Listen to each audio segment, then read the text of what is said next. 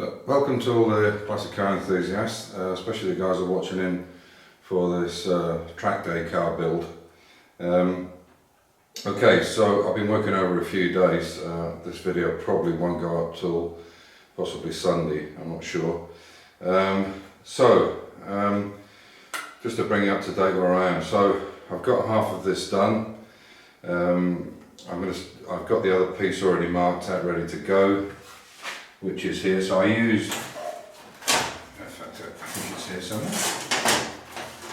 It's around anyway. I have the other half cut, and I cut it from where I measured up the first one. So I actually cut the angle in it to get this bulkhead angle correct, and I already marked it, so I know exactly where to bend it and where to cut it.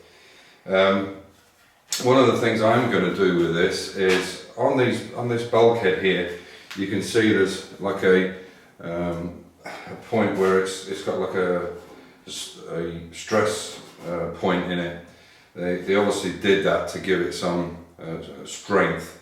Basically it's like a beaded area. So what I'm going to do, because this won't sit flush here, what I'm going to do is actually cut this and then bring it, hammer it flat, dolly it flat both sides, and then re-weld it up, and then that'll make that flange nice and tight up against there. It's not required, so I'll take it out. It's an easy job. So slight cut, bring it together. If it overlaps, cut it a little bit more, and then just stitch weld it, and that'll make that flange nice and tight. Because I don't want any fuel smell, and I certainly don't want any fuel in the back. So, like I said, so what I'm going to do now is I've got a few jobs I need to do over the weekend. So this base plate I'm going to bead roll and basically put some beads all the way through it, so that if we use the single carburettor as we are now, the single Weber 45 DCOE, or the split Webers, any fuel or any leakage from them will come out.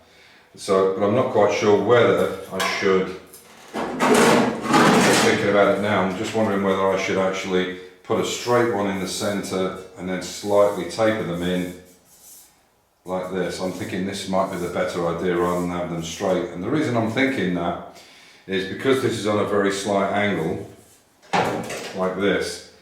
If I have them coming tapered into the centre, what I could do here is actually put a tube in here and run it through the bulkhead and down past away from the exhaust. So if there was any fuel leakage, it couldn't drop onto a very hot exhaust. What I could actually do is put a cup holder, a kind of holder if you like, or a, for want of a better word, would be basically a holder, and then have it run off at the side, so it's not actually going to go down onto the exhaust. It's just another precaution. It's not a massive job to do, and it's just a backup so there's no fire. So this is the job I'm going to be getting on with. And okay, so I'm going to show you the next piece that I've already got ready, which is this piece here. So this is a piece of 3mm, but it's aluminium, so it's extremely light. So what I did was I turned this over. I used this sunroof shroud, and I marked the inside of where it is, but obviously it has to go at least a kind of half a centimetre in. So what I did was I wanted to find out exactly what the radius is to make this fit perfectly. So what I've done is I'll put this down. So what I found was a part used cutting wheel. I tried 3 or 4 different ones, and I actually put it into the corner here. Now I'm going to bring you over and I'll show you exactly what I mean. Okay, so what I was meaning is I've had this is not the piece of metal, but this is the one I've had one cut, and you could see if that fitted there and there, it would be, I need to find this radius here. So what I actually did was, as I said, I've taken an old one, an old cutter, and actually fits perfectly into the corner. So what I then did was marked it there, there and there, so it's at 90 degrees, and then fitted that into the corner, and you can see that's a perfect fit. It's a good way of doing a radius. Then putting it back onto the piece of metal, as you can see there, and you can see that from this edge here and this edge here is been guillotined, so I know it's perfect to the millimeter. And then I used this, sorry, I made that 90 degrees to get that perfect circle there. As you can see, it's just a little tip, and you can see it's pretty much off the one I made from inside. So what I'll do is I'll do the front edge first. As you can see, I've done both sides, there and there. I'll do the front edge first, check that they're correct, but I will cut well away from the line, so I've got enough to take back off if I need to get it absolutely tight fit. So as you can see from this shot, we're pretty much there. It needs a bit on every corner just to get it absolutely right, but as you can see, it's pretty. I put it through the English wheel and given it a slight radius to it. It'll need a bit more because obviously it's very thick, it's 3mm. We don't want something too flimsy. Needs to take a bit of wind pressure as you're slowing down, but you can see it's pretty much in line, so there shouldn't be any drag on that whatsoever. Obviously the edging's not screwed together yet, so it'll come down even more than that, but we're getting there. Obviously it's a pretty nice fit. I just need to take a little tiny bit off each corner. Obviously it's a lot easier to take off than put back on, so I need to take this easy and do a bit at a time. Don't rush it. You can see that's how it'll fit. And then what I'll do is put it all together and then tack weld it. Do the same on the side and the top. And I'll do a complete bead weld on the inside, and the reason for that would be to stop any fuel dropping into the vehicle, because obviously that's the last thing we want. And as I say, it's on a slight incline, and I'll show you that once it's finished. The idea of this is that it's one piece and I can push it all back in together in one shot and then screw it into place. I won't weld it in place, I'm going to screw it in place with mastic, because if for any reason I need to change anything, it's a lot of work trying to get it out, or whatever. You only have to basically take the carburetor off and pull it out. So that's where we are so far. So 2 pieces are made. I'll make the second piece over here, and then I'll do the top. And this will actually stick out a little bit from the dashboard inside, because I want to be able to put a cover over it, but it'll be of lighter material. Which I will bead again to give it some strength. So that will go on the back on the inside. So as you can see, I've cut these 2 bits here. So just by taking that little, I've taken 2 cuts out of that. That will straighten right up with a hammer and a dolly, and you can see there. I'll just weld that all the way along. That will then make this edge sit flush, more flush here, rather than that dipping.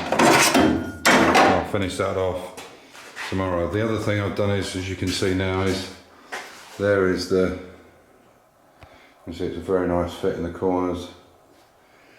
I've got a slight roll on it now. It's actually springing up a little bit, which it will need to do anyway. So I've rolled that through the English wheel, but it is 3mm. So it takes quite a bit of rolling to get that, but it's got a nice, it should spring up and down very nicely. And then when you lift it, it'll just lift up to whatever height we need it to allow the air in. So there you go. And you can see here there's an issue there because it's point out. And what happens with these is because the ends are the weakest point where these T-bars are, they tend to bend here. So what I'm going to do with this one is actually put a gasset across here, because that's the weakest point right there. This tends to bend and leaves this middle piece open. It's only when you put a 1.5mm in there that it's going to trap it, and the whole point is to be able to do up to 1mm at least. It'll do 1.5, but really you need a big overlap or a big fold for it to be able to do that. Well, this is the downside with, I guess, with DIY stuff. Like I say, this is a very small piece, so obviously the larger the piece is, the more force you need. and you can see how easy that this will slip over it. It's doing it, but it depends on how wide the edge is, or the returned edge, and so on and so forth. So you can see it will work, but it's not as crisp as it could be, and that's 1.5. So, but it does the basics. And if you're not using something you're not using every day, then there's other ways to do it. You can do it with clamps and so on and so forth, but the heavier the gauge and the material, then the more difficult it is. And also with this stuff, with 0.8 you can bend it even by hand, as you can see, and then up to 1 mil. So yeah, if you have got one of these from Frost or whoever, I'm pretty sure Machine Mart do the same thing. If you have this situation, then just put the gusset across here, which is exactly what I'm going to do. I'm going to take these T-bars out, and tomorrow morning, because it's getting late now, tomorrow morning I'm going to weld this up, and I'll use some very heavy angle iron.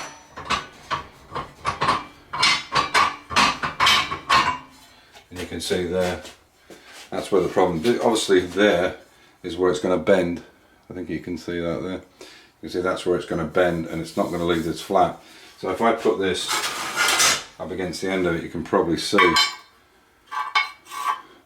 you can see that's already starting to come out there. So what I'll do is I'll get this flat, and then I'll weld a piece onto there and make a gusset right the way across, so it's much stronger. So there's a little tip if you're doing it.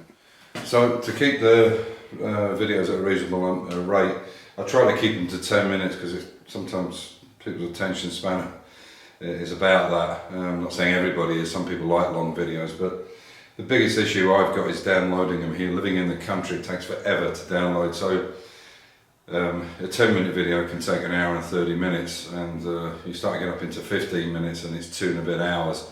So I'll try and keep them short and to the point. So I'll end this video here, number 4, and number 5 I'll do over the weekend. It's Friday night now, so I'll put this one up tonight and make it a bit shorter.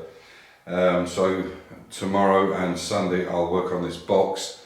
I'll show the welding of it, showing the box fitting in and out, finishing off this roof, and making up. I'll work out some hinge system I can work out for it, and then I'll start on the dashboard. The dashboard is going to be aluminium as well, but obviously lighter material, and I'll show how I intend to construct that.